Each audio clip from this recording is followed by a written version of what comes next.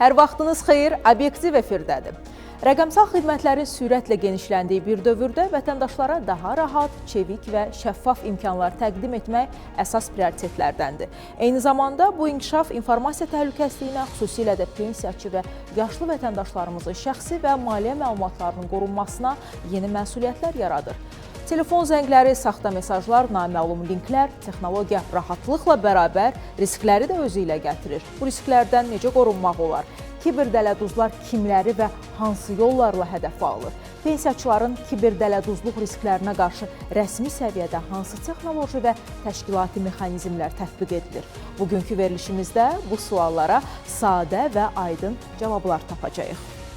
Son vaxtlar süni intellekt alətləri vasitəsilə də dələduzluq halları artır. Növbəti müsahibəmizi izləməyinizi tövsiyə edirik. Pensiyaçıları hədəfə alan yeni təhlükələr barədə müsahibimiz ətraflı və təfərrüatlı məlumatı bizimlə bölüşüb. Biz hazırda sürətlə inkişaf edən texnoloji dövrdə yaşayırıq. Xüsusilə süni intellekt artıq gündəlik həyatımıza daxil olmuşdur. Telefonlardan tutmuş bank xidmətlərinə, dövlət işlərinə qədər hər sahədə istifadə olunur. Bu inkişaf faydalıdır, amma eyni zamanda yeni və təhlükəli problemlər də yaradır. Bugün danışdığımız mövzu süni intellektdən istifadə edilərək edilən dələduzluqlardır. Xüsusilə də pensiyaçıların və yaşlı insanların hədəf olunmasıdır. Artıq təkcə bizim ölkədə yox, bütün dünyada ciddi problemə çevrilmişdir. Burada söhbət sadəcə texnologiyalardan getmir. Bu insanların qorxularından və etibarından sui-istifadə edilməsidir. Əvvəllər dələduzlar sadə zənglərlə və ya mesajlarla aldadırdılar. İndi isə vəziyyət daha təhlükəlidir. Süni intellekt vasitəsilə insanın səsini və ya video görüntüsünü demək olar ki, tam eynisinlə təqlid etmək mümkündür. Sosial şəbəkələrdə paylaşılan bir neçə səs və ya video kifayətdir ki, o səs klonlansın. Sonra da dələduzlar zəng edib özlərini bank işçisi, polis, dövlət qurum əməkdaşı, hətta ailə üzvü kimi təqdim edirlər. Oğlunuz qəzaya düşüb, hesabınız bağlanır, təcili pul göndərin kimi sözlərlə insanlarda panika yaradılır. İnsan qorxu içində düşünmədən pul göndərir və aldadıldığını sonradan anlayır. Sosial şəbəkələrdə şəxsi məlumatları, xüsusilə səs və videolarınızı mümkün qədər az paylaşmamız xahiş olunur. Çünki bu materiallar dələduzların ən əsas xammalıdır. Digərsə ailə daxilində sadə, amma az effektiv bir üsul var. Məsəl üçün, yalnız ailə üzvlərinin bildiyi gizli söz və ya sual-cavab. Dələduz bunu bilmədiyi üçün özünü ələ verir. Məlumatlı insanı aldatmaq daha çətindir.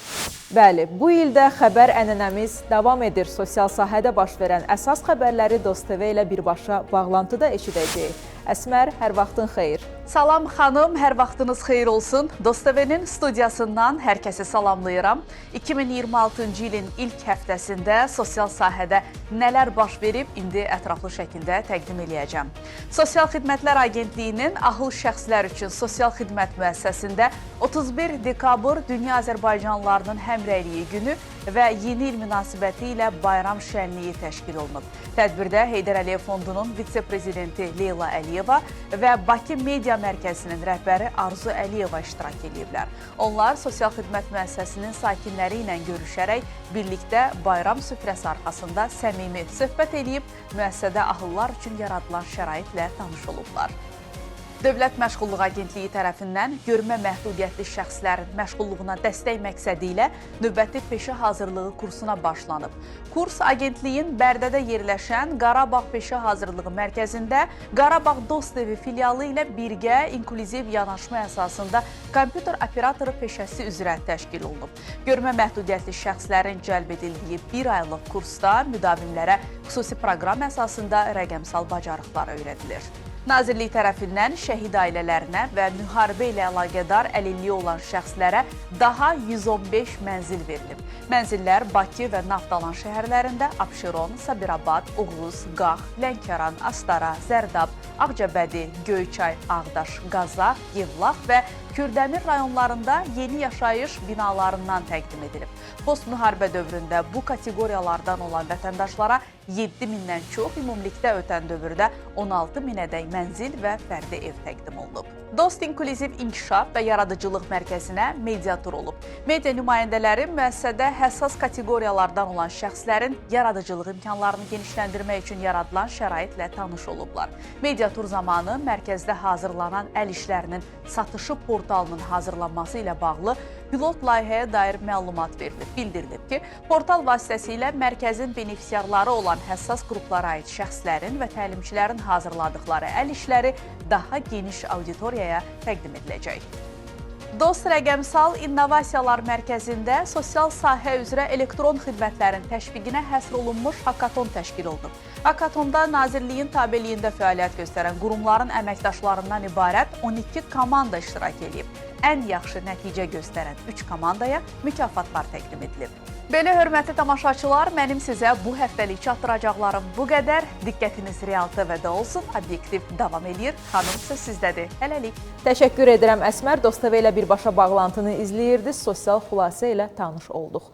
Obyektiv izləyirsiniz. Qonağımız artıq studiyamızdadır. Pensiyaçıları hədəfləyən kiberdələduzluq üsullarında müşahidə olunan son tendensiyalar, bank kartları ilə bağlı əsas təhlükəsizlik prinsipləri, eləcə də vətəndaşların belə hallarla üzləşdikdə hərəkət etməli olduqları ardıcıllıq. Bununla yanaşı, e-sosial platformasında şəxsi məlumatların qorunması və vətəndaşların gündəlik kiber-gigiyena vərdişlərinin əhəmiyyəti müzakirəmizin diqqət mərkəzində olacaq. Dost Rəqəmsal İnnovasiyalar Mərkəzinin direktor müavini Cəlal Süleymanovla faydalı bir buraxılış sizi gözləyir. Cəlal müəllim, xoş gəlmisiniz. Xoş gördük. Mən də sizi və tamaşaçılarımızı salamlayıram. Təşəkkür edirəm dəvət üçün. Bugünkü mövzumuz kifayət qədər aktualdır, gündəmdədir. Əmək və Əhalinin Sosial Müdafiəsi Nazirliyinin elektron xidmətlərə keçidi genişləndikcə vətəndaş məlumatlarının təhlükəsizliyinin qorunması da təbii ki, prioritet halına gəlir. Siz necə sistemli şəkildə bu məlumatları qoruyursunuz və tətbiq edilən əsas texnoloji, eyni zamanda təşkilati yanaşmalar nələrdir? Təşəkkür edirəm. Bugün pensiya, sosial yardımlar, ünvanlı sosial yardımlar və bir çox xidmətlər elektron formada həyata keçirilir. Hal-hazırda Nazirlik üzrə 142 xidmət elektronlaşıb, bunlardan 51-i tam proaktiv qaydada həyata keçirilir və bu o deməkdir ki, vətəndaş müraciəti olmadan bu xidmətlər həyata keçirilir. Təbii ki, bu proseslər vətəndaş üçün kifayət qədər rahatlıq yaradır, amma eyni zamanda informasiya təhlükəsizliyi baxımından müəyyən riskləri aktuallaşdırır. Və bu qeyd olunan informasiya təhlükəsizliyi risklərinin idarə olunması üçün bizim Nazirlik tərəfindən həm texniki, həm təşkilati yanaşma tətbiq olunur. Belə ki, 2023-2027-ci il çərçivəsində informasiya və kiber təhlükəsizlik strategiyasının baxımında bizim Nazirliyimiz icraçı qurumlardan biri kimi bir sıra məsələlərin həyata keçirilməsində yaxından iştirak edib. Bu strategiya çərçivəsində bir sıra dövlət qurumlarında informasiya təhlükəsizliyi struktur bölmələrinin formalaşdırılmasıdır, kadr təhlükəsizliyinin inkişaf etdirilməsidir. Bundan başqa informasiya təhlükəsizliyi mütəxəssislərinin əməyinin stimullaşdırılması baxımından bir sıra konkret addımlar atılmışdır. Əsas məsələlərdən biri e-sosial platformasında vətəndaşların şəxsi məlumatlarının qorunmasının və bu prosesin bir qədər formalaşdırılmasıdır. Belə ki, artıq vətəndaş deməli, fərdi məlumatlar haqqında qanuna əsasən öz şəxsi məlumatlarına baxış icazəsini özü verəcək. Yəni, vətəndaşın icazəsi olmadan onun fərdi məlumatları sorğulanmayacaq. Bu, həm vətəndaşa bir qanun tərəfdən bir düzgün formalaşdırılacaq, həm də vətəndaşın öz şəxsi məlumatlarını daha güvəndə saxlanmasına şərait yaradacaqdır. Bundan başqa Nazirliyin belə deyək, ictimaiyyətə açıq olan elektron xidmətlərin qorunması üçün bir sıra böyük layihələr həyata keçirilmişdir. Dost Rəqəmsal İnnovasiyalar Mərkəzindən tərəfindən idarə olunan təhlükəsizlik əməliyyatları bölməsi vasitəsilə biz davamlı monitorinq olunur kiber təhdid əməliyyatları və hər hansı bir insident baş verdikdə dərhal ona qarşı reaksiya verilir. Bu il ərzində təkcə bizim elektron xidmətlərə milyonlarla kiberhücum cəhdi qeydə alınmışdır. Bu kiberhücum cəhdlərinin əksəriyyəti demək olar ki, bizim Nazirlik tərəfindən tətbiq olunan təhlükəsizlik mexanizmləri tərəfindən sistemlərə çatmadan blok olunmuşdur. Və eləcə də Azərbaycan ərazisindən məhdud sayda IP ünvanlar tərəfindən kiberhücumlar biz qeydə almışıq. Onlar da operativ şəkildə dərhal aşkar olunmuşdur, onlara qarşı reaksiya verilmişdir və bunlar haqqında detallı məlumatlar da Dövlət Təhlükəsizlik Xidmətinə təqdim olunmuşdur. Cəlal müəllim, pensiyaçıların kiberdələduzlar üçün əsas riskli qrup kimi müəyyən edilməsinin səbəbləri nələrdir və ümumiyyətlə dövlət tərəfindən bu risklər necə qiymətləndirilir? Pensiyaçıların əsasən kiberdələduzluq hallarına qarşı əsas səbəbi odur ki, bu kateqoriyadan olan insanların əsasən rəqəmsal savadlılığının bir qədər məhdud olmasıdır. Ona görə də kiberdələduzlar bu tip kateqoriyalara pensiya artım altında, sosial ödənişlər altında inandırıcı ssenarilər qururlar. Bundan başqa pensiyaçılar əsasən belə deyim, gələn zənglərə, daxil olan SMS-lərə tələsik reaksiya verə bilən bir kateqoriyalardır. Ona görə də bu onları risk qrupuna daxil edir. Təbii ki, bu risklər bizim nazirlik tərəfindən yəni yüksək prioritetləşdirilir. Ona görə bunlar həssas qruplardır. Ona görə də pensiyaçıların kiberdələduzluğa qarşı daha həssas, daha dayanıqlı olması üçün belə deyim, maarifləndirilmə tədbirləri davamlı həyata keçirilir. İstər sosial şəbəkələr üzərindən, istər TV üzərindən bu proseslər davamlı olaraq həyata keçirilir. Hazırda pensiyaçıları hədəfləyən əsas kiberdələduzluq üsulları hansılardır və bu risklərin qarşısını almaq üçün necə düşünürsünüz? Dövlət vətəndaş əməkdaşlığı necə qurulmalıdır? Hazırda pensiyaçıları hədəfləyən kiberdələduzluq üsullarını əsasən iki tendensiyaya ayırmaq olar. Birinci tendensiya əsasən SMS və e-post vasitəsilə daxil olan mesajlardır. Hansı ki, bu mesajlarda bilinir, göstərilir ki, məsəl üçün müəyyən pensiya məbləğini öyrənmək üçün müəyyən linkə tıklayın və yaxud da müəyyən sosial ödənişləri almaq üçün müəyyən kart məlumatlarını daxil edin və vətəndaş da öz kart məlumatlarını ora daxil edərək bu kiberdələduzların əlinə keçirilir. Yəni bu açıq, aşkar məlumat oğurluğudur. İkinci tendensiya isə müşahidə etdiyimiz belə deyim, Instagram, TikTok kimi sosial şəbəkələr üzərindən Nazirliyin adına saxta səhifələr yaradılır. Hansı ki, bu saxta səhifələrdə yenə də vətəndaşı aldadaraq müəyyən pensiya məbləğini sizə öyrənib deyə bilər və yaxud da ki, belə deyim, sosial sizin ödənişinizi artırmaq üçün kart məlumatını təqdim edin kimi mesajlar olur və vətəndaşın şəxsi məlumatları oğurlanır. Məsələlərin qabağını bir qədər almaq üçün dövlət vətəndaş prinsipi iki yerə bölünməlidir. Birinci növbədə dövlət tərəfindən təbii ki, qorunma tədbirləri, maarifləndirilmə tədbirləri artırılmalıdır.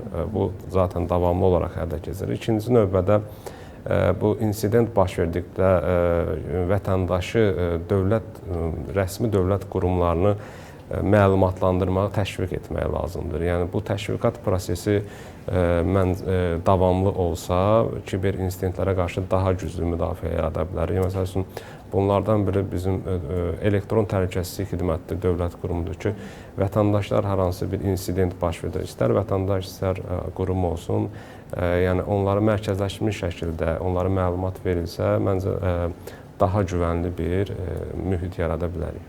Sözünüzə qüvvət, qeyd edim ki, Elektron Təhlükəsizlik Mərkəzi ilə DOST mərkəzləri arasında həyata keçirilən əməkdaşlıq çərçivəsində Respublika üzrə yerləşən bütün DOST mərkəzlərində məhz Elektron Təhlükəsizlik Mərkəzinin hazırladığı maarifləndirici video çarxlar yayımlanır ki, bu yolla da DOST mərkəzlərinə gələn müxtəlif yaş kateqoriyalarından olan vətəndaşlarımız maariflənir, onlara ekranlarda faydalı məlumatlar təqdim olunur ki, öz şəxsi məlumatlarınızı qoruyun, əməl edin və birlikdə informasiya təhlükəsizliyimizi təmin edək. Buna görə də Elektron Təhlükəsizlik Mərkəzinə təşəkkürümüzü bildiririk.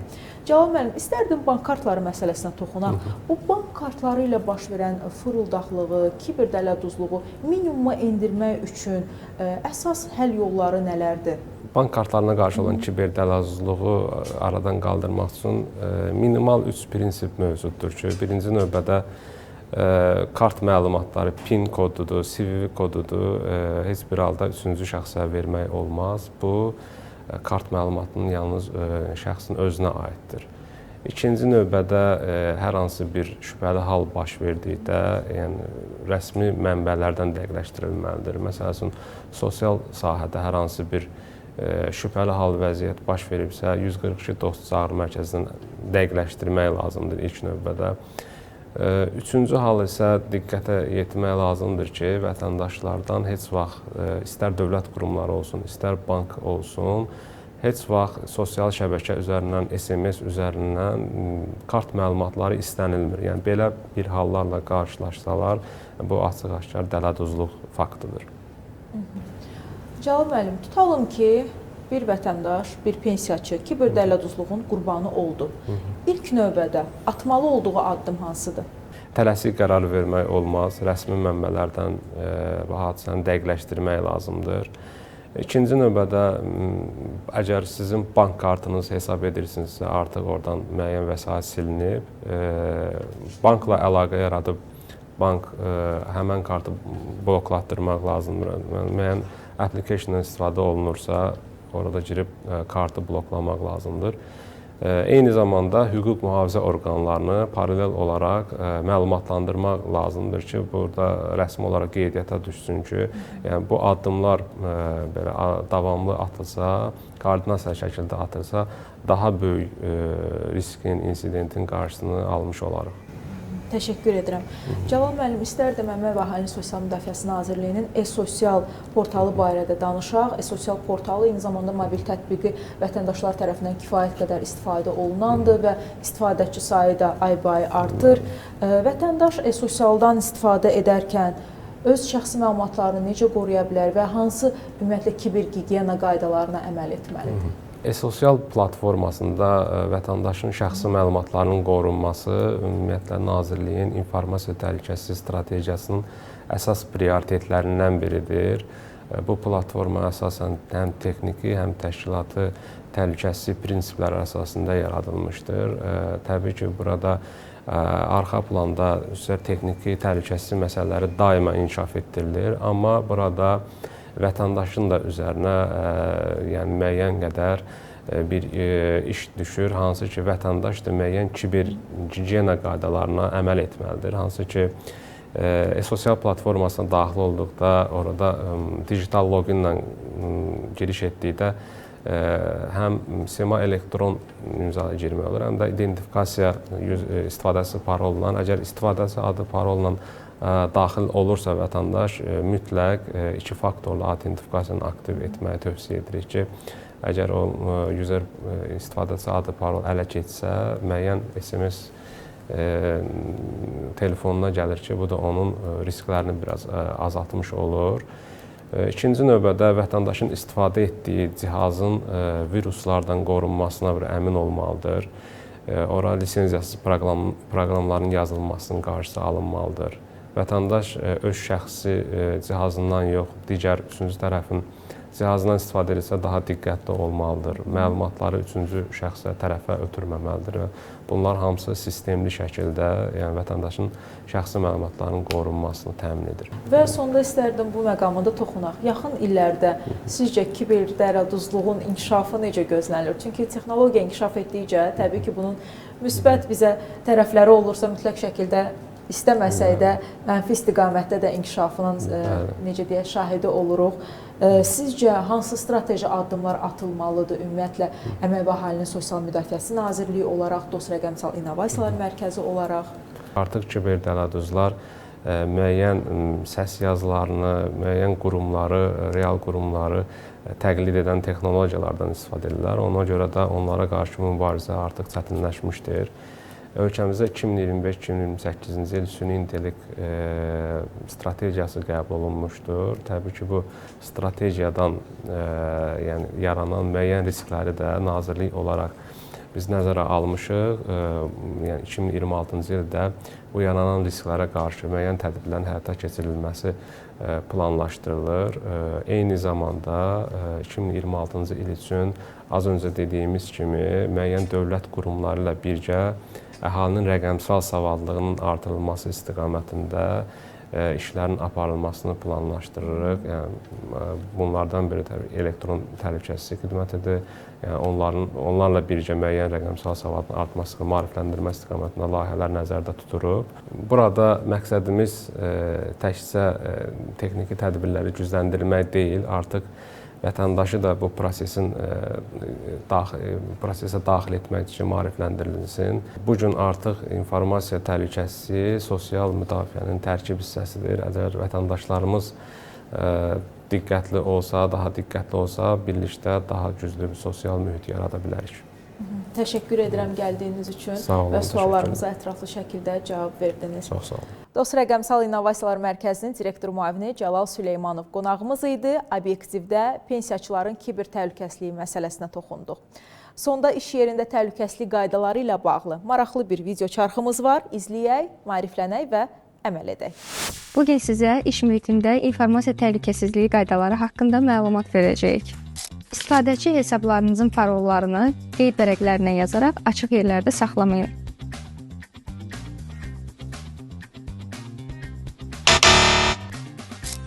Korporativ elektron poçtunuza daxil olan naməlum və şübhəli məktublardakı keçidlərə və fayllara klikləməyin. Belə hallar baş verdiyi zaman İnformasiya Təhlükəsizliyi Departamentinə məlumat verin. Məxfi məlumatları özündə əks etdirən sənədləri zibil qabına atmaq yerinə şredderlə məhv edin. Əgər şredder yoxdursa, əlinizlə kiçik hissələrə bölüb daha sonra zibil qablarını ata bilərsiniz. Ən vacib qaydalardan biri iş masanızı tərk edərkən kompüterlərinizi kilidləməyi unutmayın.